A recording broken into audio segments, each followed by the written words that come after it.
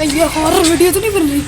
नहीं, हॉरर क्यों? ये रास्ता है यार मोमो जानी, वहाँ पे तो सारी कब्रें हैं, देख सकते हैं आप, यहाँ पे सारी कब्रें हैं। तो एक दिन आना भी तो यहीं पे है। अल्लाह सबके लिए आसानियाँ फरमाए। मोमो जानी आप कैसी बातें करिए, तो आपने मेरी जवानी देखनी है यार। इंशाल्लाह देखेंगे। आपने मेरे खुदवा दी। अस्सलाम वालेकुम या अहलल कबूर। ध्यान करना, अल्लाह ताला हम सब पर अपना खास रहम व करम फरमाए। अल्लाह इन कब्र वालों के हाल पे अपना रहम करे। कोई भी अगर अल्लाह ना इन करे, सब के लिए आसानियाँ हों इंशाल्लाह। अल्लाह अज़ाब कब्र अज़ाब जहन्नुम से महफूज रखे। और अगर अल्लाह इन सब को कब्र के फितनों पर तो वो पक्की ना से बनवाए। महफूज रखे। इन सब के लिए आप भी दुआ कीजिएगा गाइज़। हमारा हक है मुसलमानों का एक दूसरे के ऊपर कि हम एक दूसरे के लिए दुआ करें जब तक ज़िंदा हैं तब हमें नहीं पता कि किस तब कब्र तक, में क्योंकि अज़ाब मरने के होगा। बाद तो अमाल का सिलसिला ख़त्म हो जाना है। तो अभी ये है कि हमें एक दूसरे के लिए दुआ करनी चाहिए। नहीं, रास्ता उधर है, हम अल्लाह आसानियाँ फरमाए। कहाँ कब्र का हाल मुर्दा ही जानता है। तो हमारे जो अमाल हैं बस अल्लाह ताला जो है वो ना देखें, अपनी रहमत रखें हम सब पर। अल्लाह की रहमतें वसी हैं। जी बेटे, छोटी छोटी कब्रें हैं कुछ बच्चों की। तो मैं वैसे कभी इतना ख़ास इस साइड पे आई नहीं हूँ। बहुत बड़ा ये हमारे एरिया का कब्रिस्तान है, तो बहुत कम होता है, लेकिन आज यहाँ से गुज़र के जाना था तो मेरा दिल हुआ कि शहर खामोशा का थोड़ा सा विज़िट किया जाए। इससे ईमान बहुत ताज़ा हो जाता है इंसान का।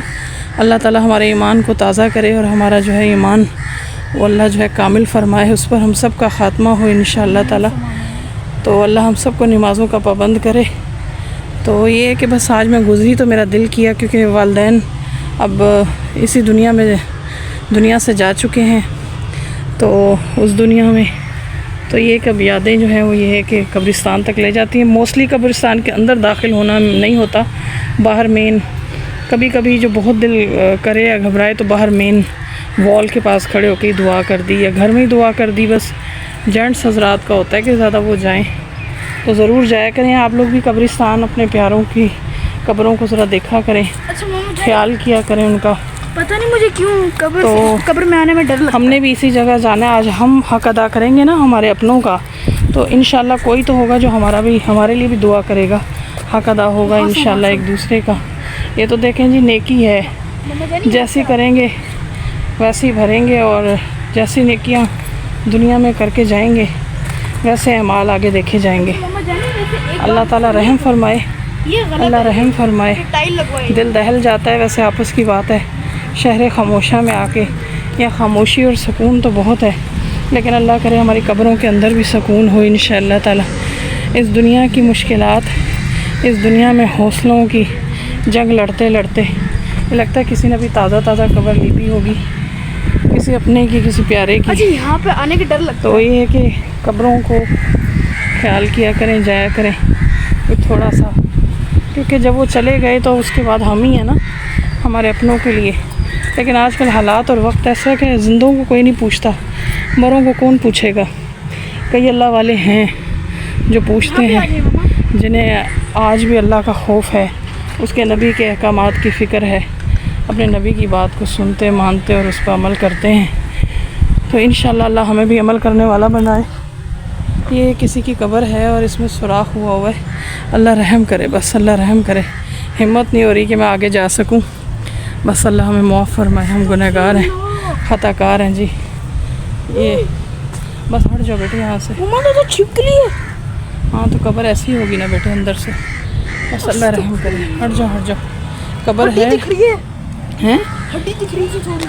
नहीं, बस उसका अल्लाह ना रहम बोन करे। क्या वो थोड़ा दिख ये रहा है। पता नहीं क्या होगा, किसी जानवर ने, पता नहीं किसी जानवर ने इसको खोद कहते दिया, न्योला, पता नहीं न्योला किसी कहते हैं। जानवर ने खोदा। या रब्बी अस्तगफिरुल्लाह, ला हौला वला कुव्वता इल्ला बिल्लाहिल अलिय्यिल अज़ीम। हाँ जी बेटे, पता नहीं किसी जानवर ने खोदी है या अंदर गिर गई है कब्र। हिम्मत नहीं हो रही थी अंदर आगे ज़्यादा जाके देखने की। और गाइस, ये कहना है बस इतना ही कि कब्रिस्तान के चक्कर लगाने से ना इंसान का ईमान ताज़ा हो जाता है। और यकीन करें मेरे रोंगटे भी खड़े हैं, और ना जिस्म में जैसे जान जो होती है ना वो एकदम से अल्लाह के खौफ से, इस हाल से और इस वक्त तक पहुँचने तक के वक्त के फ़िक्र से जिस्म जैसे बेजान सा, टांगों में ये जैसे हालत है जान कि ना। यहाँ पे टाइल लगाई हुई है। तो हाँ, मैं एकदम घबरा सी गई हूँ। मेरे ना हाथ पाँव जैसे ना सुन से हो गए। वो देखिए मामा जानी, बस वो ऐसे बाहर बाहर से ही देखना था, लेकिन हम अंदर ही आते गए। अल्लाह रहम फरमाए। बस ये कब्रें पक्की करवाने वाला काम नहीं करना चाहिए। जितना हो सके अपने नबी की सुन्नत को, उनके अहकामात को, हदीस पर अमल करें ये वाली टाइल और ऐसे काम ना करें जिससे हमारे नबी करीम ने मना फरमाया, क्योंकि हम लोग तो दुनियादारी में कर देते हैं ना, तो तकलीफ़ जो है उनके लिए जो कब्र वाले। अस्तगफिरुल्लाह मामा जानी। हाँ। गधा। ये छोटी कब्रें, ध्यान से साइड से होके गुजरो। आओ।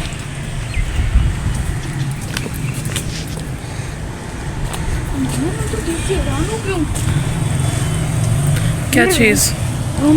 ये देखो, 2 बड़ी कब्रें हैं, उनके दरमियान में एक छोटी सी कब्र है किसी बच्चे की ना। कितना ये प्यारा। 2 बड़ी हैं और एक छोटी सी है दरमियान लगता है ये माँ बाप में। ऐसी पता नहीं कितनी ही कब्रें होंगी। वो देखो और भी हैं 2 बड़ी कब्र हैं और उनके दरमियान में एक छोटी सी बेबी की कब्र है। ये वाली कब्र छोटी है और ये 2 बड़ी। ऐसा ही था हाँ, मोहम्मद ऐसा ही था। मामा जानी। अल्लाह रहम या रब्बी। मुझे तो ना, यहाँ पे 100 डांगी भी हैं। चलो बेटे बाहर निकलते हैं अब ज़रा। और इजाज़त तो नहीं है ख़वातीन को कब्रिस्तान के अंदर आने की, हमारे नबी ने मना फरमाया। बस मैं वही जो है ना आज आ गई हूँ। बस अल्लाह माफ़ करे, दुआ कर दीजिएगा आप भी इन सब कब्र वालों के लिए, इन सब के लिए आसानियों की दुआ कर दीजिएगा। मुझे तो मामा जानी पता है, अल्लाह ताला जो है बहुत हम डर सब के हक़ में भी बेहतरी फरमाए, हमारे लिए कब्रों के मामलात आसान फरमाए, कब्र की आजमाइशें और फितनों से हम सबको महफूज रखें। ये देखें पक्की करवा रखी है कब्रें लोगों ने। तो मैंने भी ये गलती की थी, अपनी सिस्टर की कब्र पक्की करवाई थी और तब मेरे वालिद साहब ना ज़िंदा थे, तो उनकी आंखों में आंसू आ गए और उन्होंने कहा कि मैंने कहीं पढ़ा है कि हमारे नबी ने मना फरमाया और ये काम नहीं करना, तो ऐसा मत करना, कब्र को पक्का। वो देखो एक और कब्र में सुराख है, एक और कब्र में सुराख है वहाँ पे। तो ये कब्रों मत देखो बेटे, नहीं इजाज़त नहीं ना, मना है। अच्छा इजाज़त नहीं है। ये जानवर खोते होंगे। मामा जानी हालांकि यहाँ 4 दीवारी काफ़ी बेहतर है, मेन सारा बड़ा सारा गेट भी लगा हुआ है।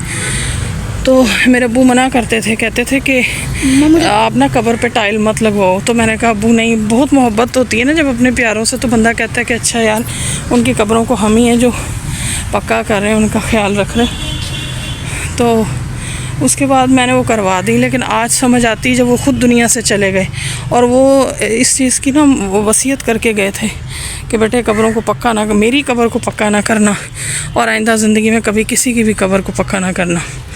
तो उनकी वसीयत ऐसी पूरी हुई कि उनका कतबा ला के रखा और आज तक मेरे वालिद साहब की कब्र पे वो कतबा नहीं लगा, वो घर में वैसे का वैसे मौजूद है। तो उस कतबे का क्या करना चाहिए, तो गाइज़ आप मुझे प्लीज़ गाइड कीजिएगा, कमेंट में बताइएगा वो कतबा क्या करूं, उसका घर में रखना चाहिए या नहीं। वो देखिए पत्थर की चीज़ है, उसने क्या करना है, लेकिन उसका क्या किया जाए।